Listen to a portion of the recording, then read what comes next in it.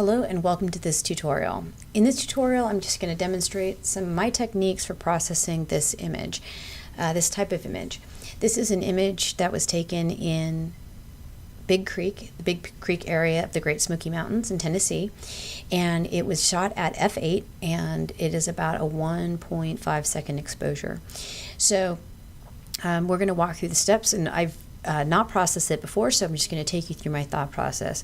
Some of the first things I do when I look at an image is think about what I like, what I don't like. Is there anything I want to change right away? So my first thought is actually see that, for me, I don't feel like this image is straight.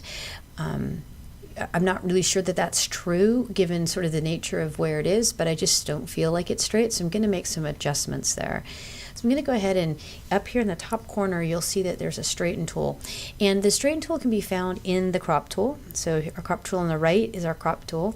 So you have to select that, but then in the options bar, you'll see a little straighten guy. So one approach can be to just drag this to where you think straight would be. And you look at that and say, well, did that straighten it? And it may have. So we're going to go ahead and hit enter and see if we like that better. I feel that that's straighter. So for me, that's probably enough. I don't need it to, the trees weren't straight. I definitely know that. I just kind of feel like the water wasn't coming down straight. The other approach that you can do is while you're in your crop key, you can actually just click on the image and you'll see the crop bounding bars show up. And you can see here on the right where my mouse is that I have this little arrow that goes left and right. And that if you click and left click and hold, you'll get a grid, and you're able to actually just move and drag a little bit to get a change. So you can really tilt it, or you can just do little minor adjustments, but you might find that that is another way to get straight. It depends on how you feel your eyes are and how good you are at seeing it. So I think at this point, this is straight enough. So now that I've got that done, I'm actually okay with the crop the way that it is. I don't really feel like I need to do more, at least at this point. So I'm going to go ahead and leave it. But the next step for me would be to duplicate the layer so that I can start making adjustments and feel free to make adjustments without changing the background layer. So to do that, you can either right click and choose duplicate layer. You can go to the layers panel, the layers menu up at the top, and choose duplicate here, or you can do Control J. Any of those three ways will get you there. Hit OK. If you do Control J, you won't have to hit OK. It's just a little quicker.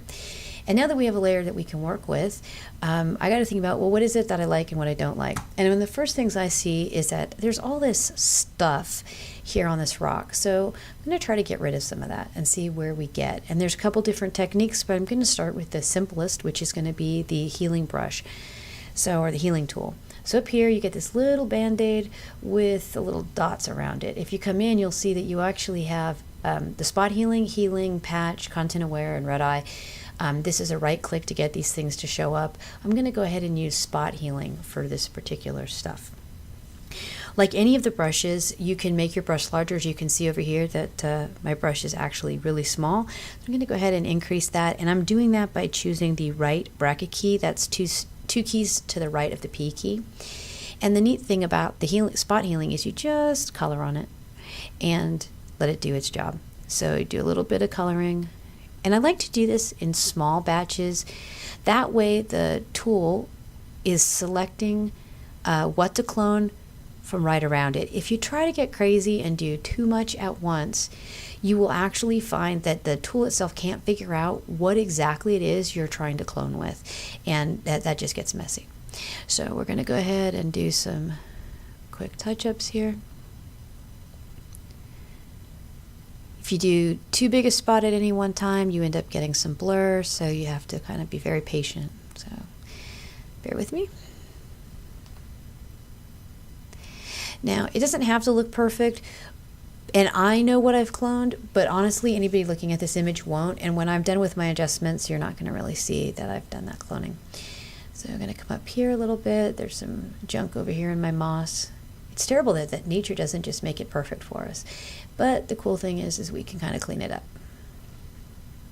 All right, I think that's good enough. Anything else is too far away and not really going to be attracting the viewer's attention. So now I think we're good with that, and we can go on to our next adjustments. Okay, so for our first adjustment, we're actually going to start with the camera raw filter. So to get to that, we're going to go ahead and choose filter up here and choose camera raw.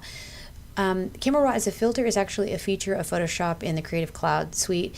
It doesn't exist this way in Photoshop 6, so if you have that or earlier, you won't be able to do it this way. You would actually have to close the image and bring it back in and get to camera raw that way. But for the Creative Cloud series, you can actually come in here under filter and choose it, which is really sweet. It's one of my favorite tools.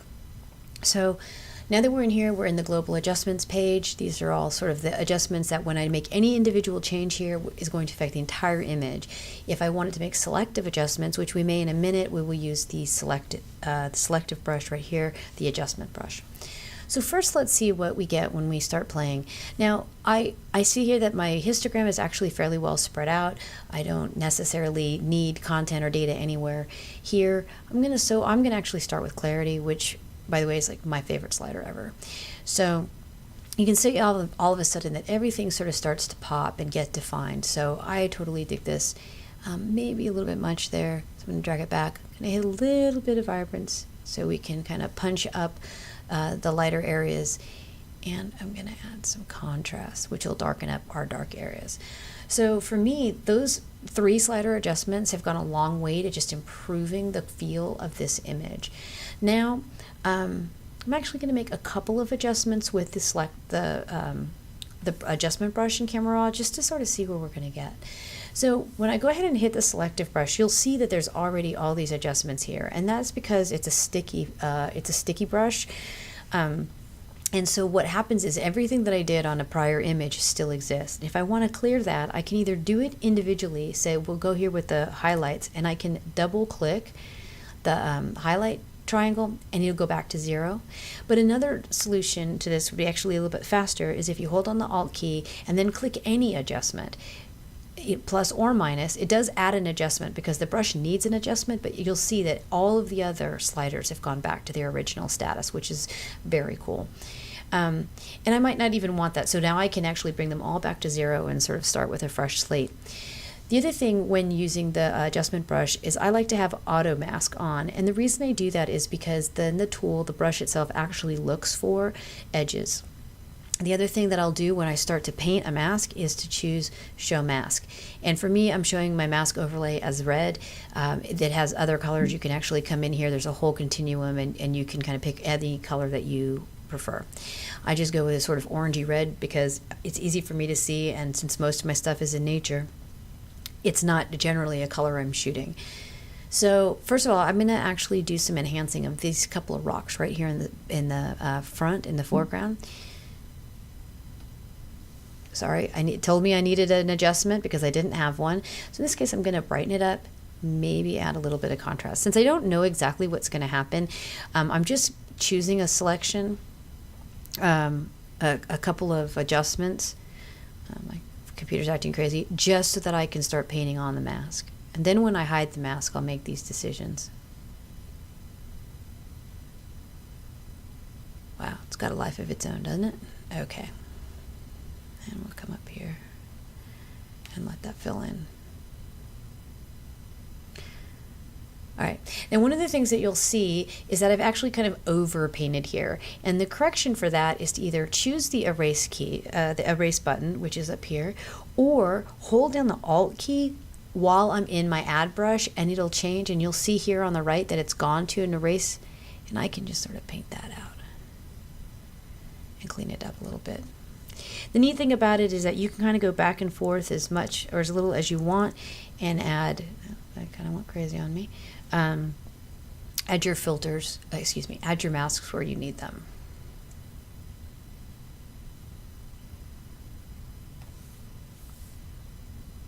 All right, so now we're going to go ahead and take off the show mask. Thing's still thinking for itself here. I'm going to take off the show mask because I don't need to see where I've painted. I know where I've painted now. I've made sure my edges are good, and now I can actually make adjustments and start making decisions. So I'm going to go ahead and I'm going to try the clarity slider again.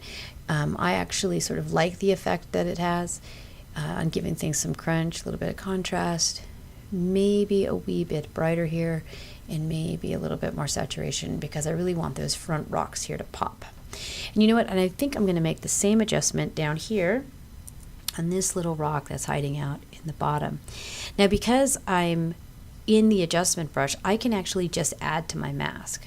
I do not need to show my mask to do this. I'm already in add. I'm actually using the same brush and filter series as I was. If I wanted to add new, say I wanted to do something in the back, which I'm going to do in a minute, I'll just add new. Okay, so now that we've taken care of the rocks in the foreground, I want to go ahead and fix sort of the brightness back here at the top of the image.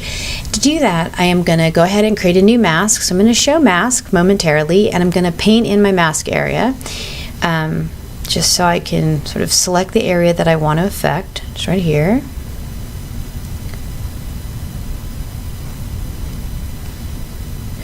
And then this side.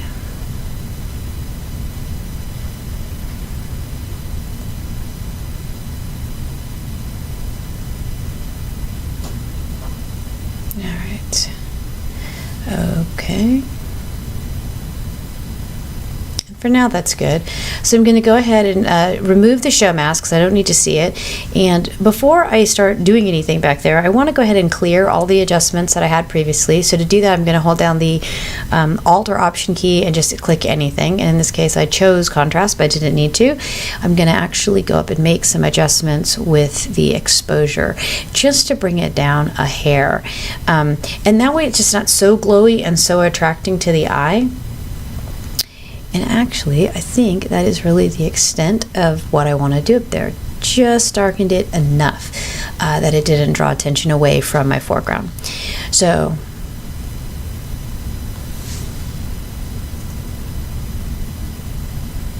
okay. All right, so from here, I'm going to go ahead and hit OK and save these changes. All right, so now I'm back in my image. You can see that we've cleaned up our rock and we have cleaned up in the background there. We've made it a little bit darker. And I actually want to do a little bit more work here on the river. So to do that, I think actually I'm going to merge visible. Okay, so now I'm going to go ahead. I realize I want to use camera raw one more time. So I'm going to go ahead and choose the camera raw filter again. And I am going to choose my selective brush again, and we're going to work on the river. So I've gone ahead and I've set my exposure down and my contrast up. I'm guessing that's where I want to be. I'm not 100% sure, but I can certainly play with that as I go. I'm going to toggle on my mask overlay. I'm on the new brush. I'm going to make my brush a little bit bigger to make the painting part of this easier.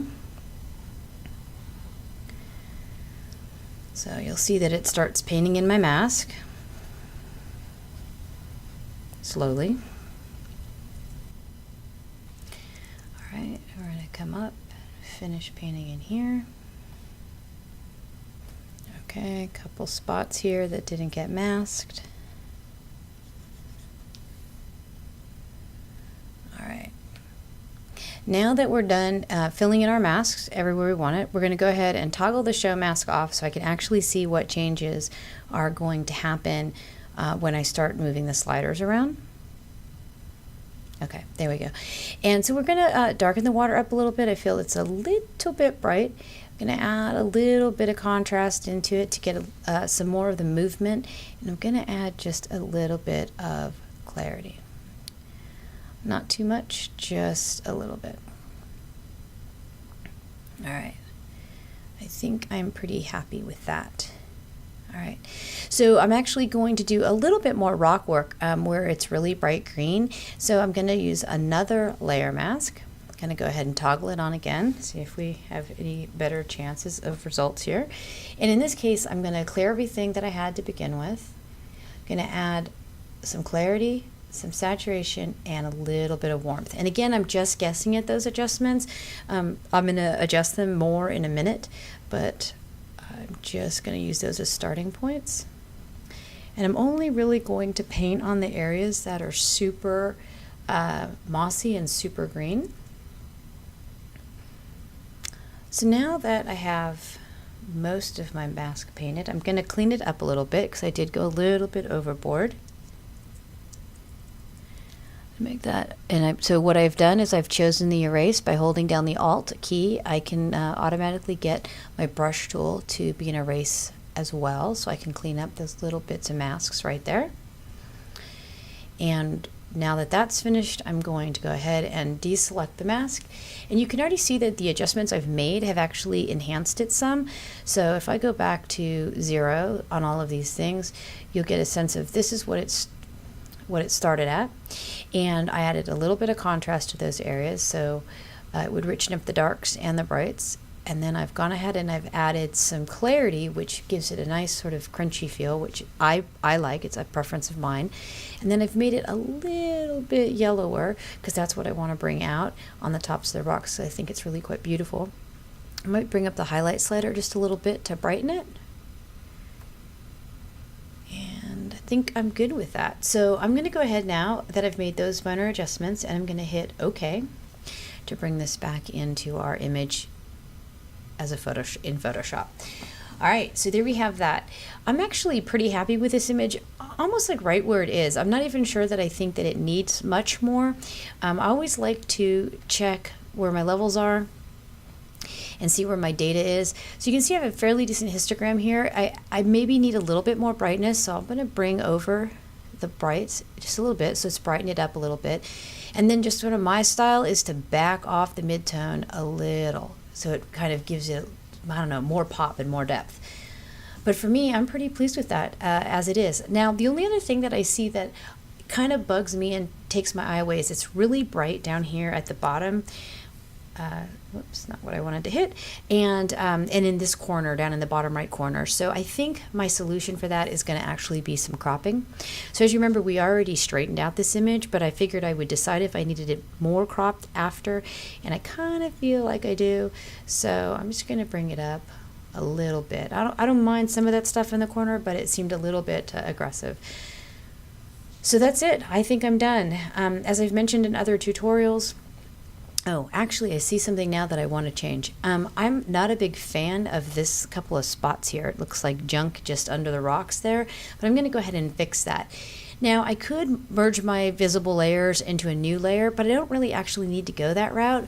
I can make this adjustment on the layer below. So I can't make it on my levels layer because there's actually no image content there, but I can go down one layer and choose layer 1. Now I'm actually on the image, and I can use the spot healing tool, and I can just tap this out.